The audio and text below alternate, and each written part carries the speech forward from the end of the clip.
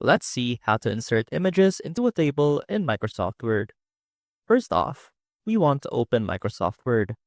And as you can see right here, we have our document ready.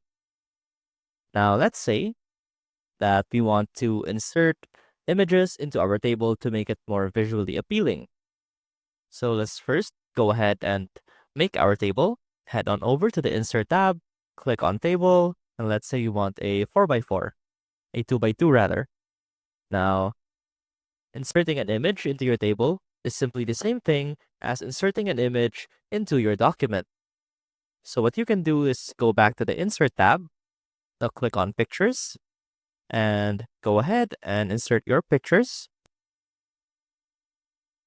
And what that will look like is it will automatically resize the table.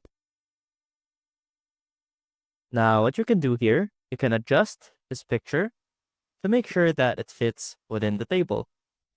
Let's go ahead and insert another picture.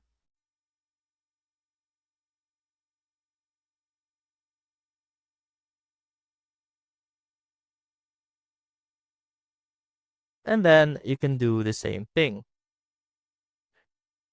And that is how you can insert an image into your table in Microsoft Word. I hope this helped, and I will see you soon. Let's